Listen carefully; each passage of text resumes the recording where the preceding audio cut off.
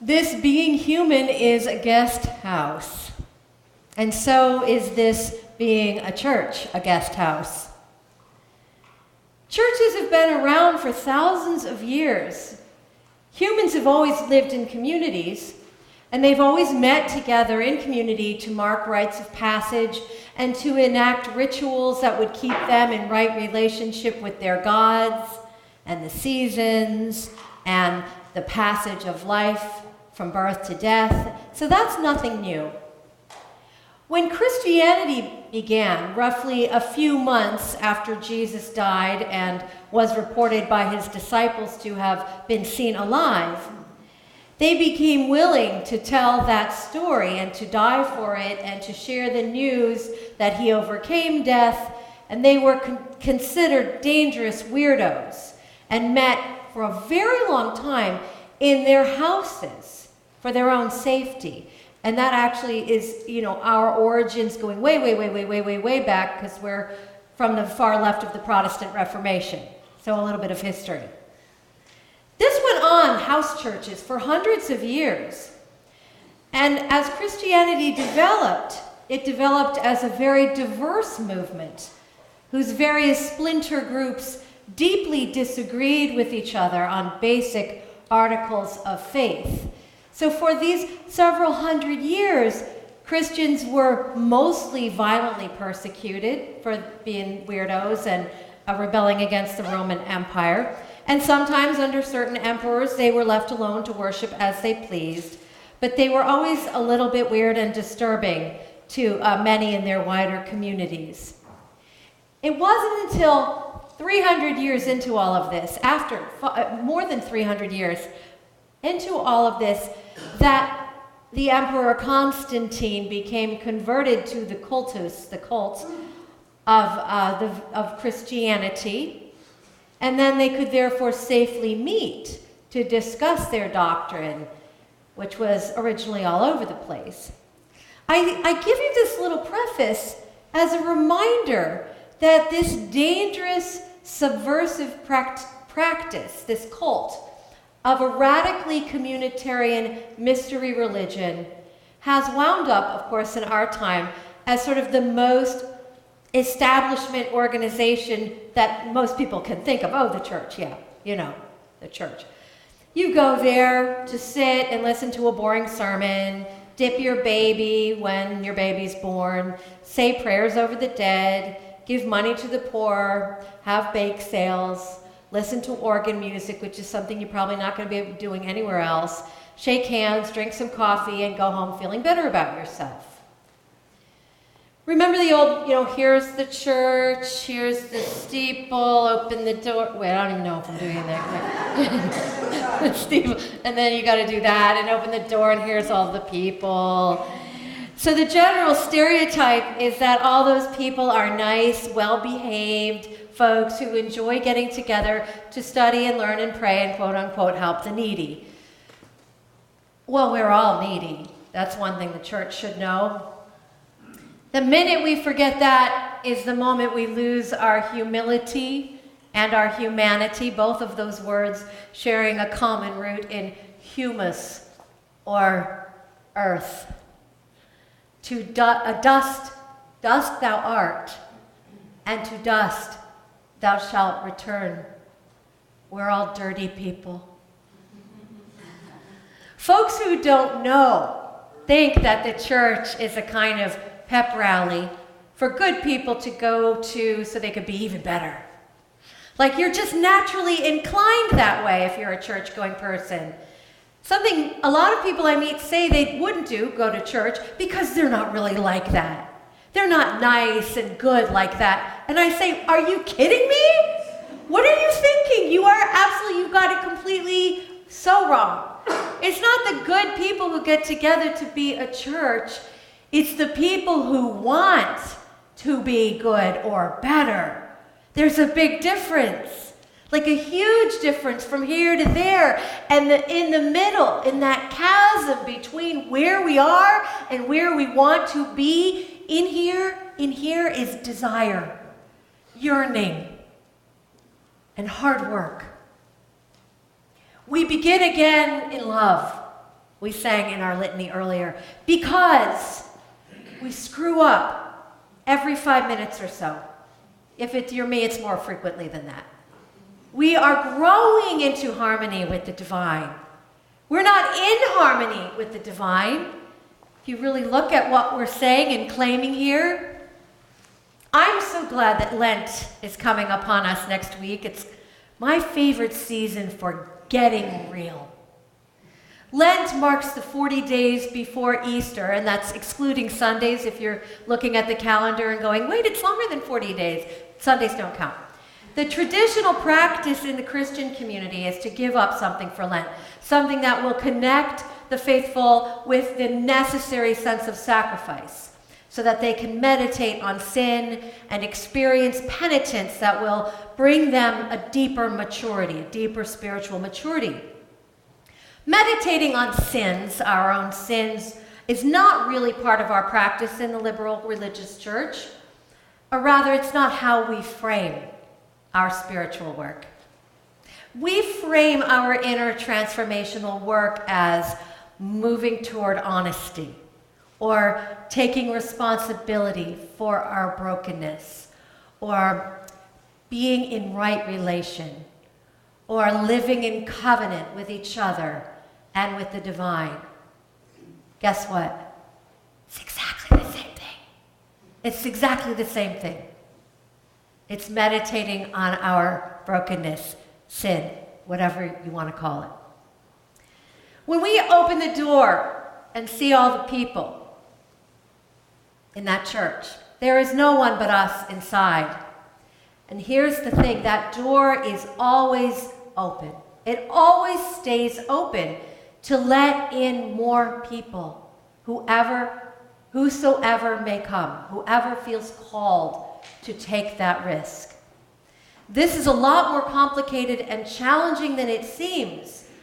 Many institutions do the same thing and make no big deal of it, but there's a difference between, for instance, the public library keeping its doors open and welcoming in more guests who may then become card-carrying members, or any other organizations that do the same. The difference really is that the other organizations' chief reasons for existing their chief reason is not to bring those who participate into relationship with one another in an intimate and intentional way, although that may happen. But that is our purpose. We are not gathered around a product or a program or an experience, although we do offer all of those things. We are gathered around that yearning, that chasm that exists between the soul's desire to be whole and to know God's love and the reality of our screwed upness, our isolation, and our fear. We look put together and shiny, like we're a group of nice people who were probably born knowing how to behave decently and think about and do worthy things. And you know, some of us were born that way. I think probably, I don't know, are there 2 or 3 people in this room who were born that way? I'm not one of them. If you feel that you were, I want to know you better. So the first thing that all of us need to come to terms with when we consider how to really welcome the next person who comes through the door is that our lives together is that we are all guests here. Sorry, that was awkward, but I think you know what I was saying. We're all here for a time. And God alone, the Spirit of love, the source of the soul, is the only eternal in that equation. On one hand, yes, it is your house of worship, your church, you the members, the stewards, the hosts. But on the other hand, the moment that that person walks through the door, they join every one of us side by side as equals, immediately equal, upon that path, even if needing to be guided along the way and shown how it works. The board, our board of trustees, asked me to give this sermon as a kind of Hospitality 101 guide, as all of us are official greeters in the church, And all of us are informally part of the membership and hospitality ministry team. Congratulations, you're on the team. I felt that I had to start by looking at that assumption that church folk are somehow naturally inclined to know what to say and how to say it, smooth and ready for those encounters that God puts us into, which we of course never are. Whether you're an extrovert or an introvert, it doesn't matter. We never really are. If we're not experiencing awkwardness, maybe a little bit of shock and discomfort sometimes, we're in a social club, not a church. And there's a difference. Social clubs are for making pals and doing fun things with your pals. Churches are for making kinfolk out of strangers. They are for making a people out of individuals and trying to love each other in the name of the one who loves us all, and walking into an unknown, unstable future with those people while trying to do something meaningful with the time we have. It has been a wonderful thing to have the church itself welcoming friends and guests on Sunday mornings at the entryway of the church before they reach the sanctuary and are greeted by the ushers. This is something that Emanuela Minifield and Barbara Helinski and Louise Gallo did for a long time, and now that role is being more widely shared. It needs to be shared, and it needs to be all of us. It needs to be, when people are walking through the door, it needs to be how we're aware of everyone and in programming, in coffee hour, wherever we are in the name of the church. So for those of you who want to be a little more confident about what to say in those encounters, here are some actual practical ideas, and some of them are from an article by a man named Tom Rayner, and some of them are my own. We kind of mixed them up together. You can say, number one, you can say thank you for being here. That's always nice, because it's always a risk to walk through the doors when you're not known. And if someone looks at you and says, you know what, I've been a member here for 20 years, honey. Uh-oh, blush, awkwardness, shame, want to sink it to the floor. And you can just say, well, I'm so glad I get to see you again or meet you. And please remind me. I use that all the time because I'm terrible with names. I just say, remind me, because I know maybe I recognize them. It's okay. It's okay. Take the risk. Welcome them. Number two, you can say, let me help you with that. You can, maybe you're seeing somebody struggling with a child, an umbrella, a purse, whatever. Just let me help you with that is a great thing to say in general for anywhere in the world, when we're together in community. But it really helps guests feel like they're being noticed. It's not just like, oh, I wonder how that guy with the stroller's going to do getting in here. Good luck with that, pal.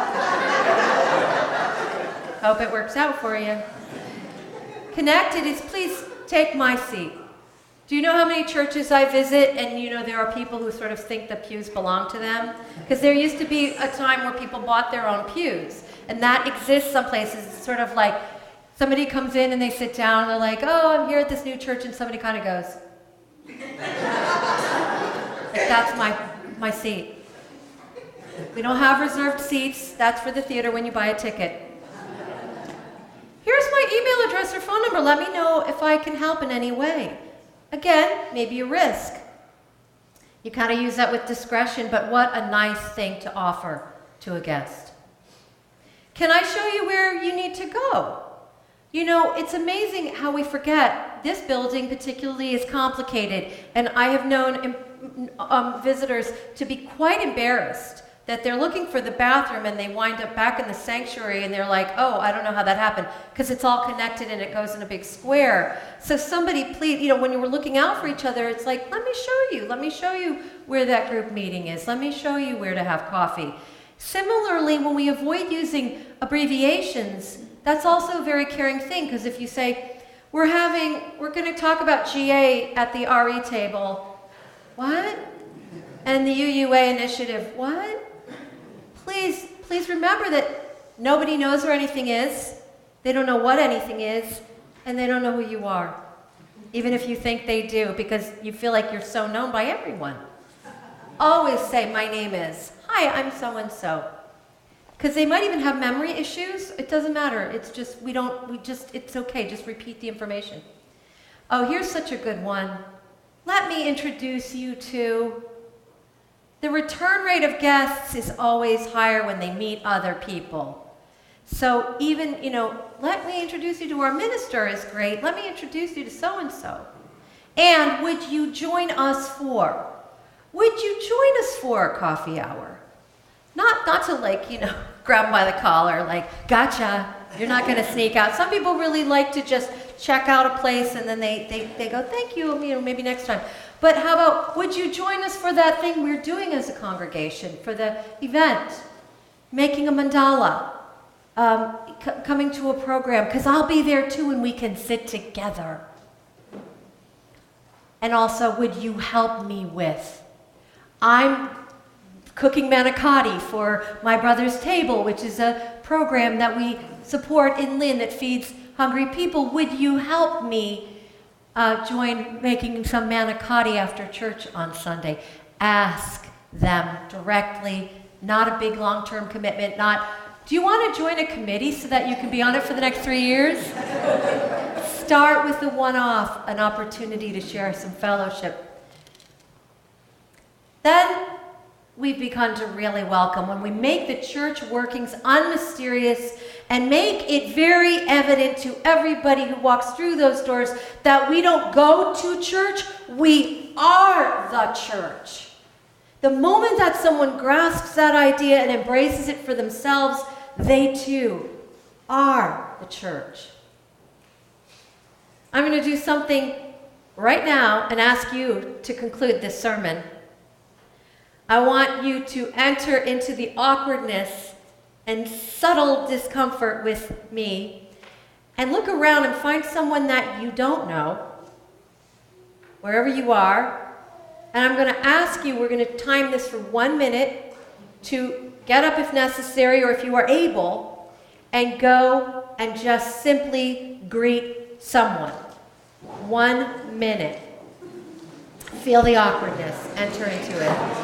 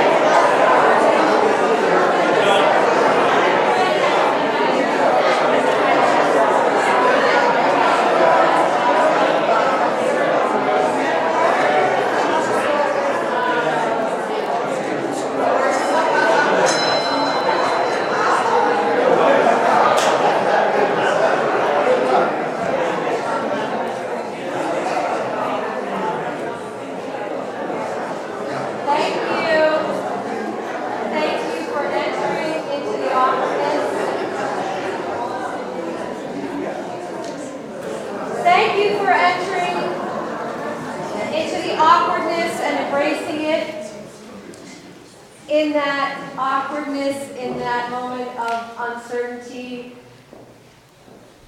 is the grace, is the love, is what we are called to embody with one another. So there you go, and amen.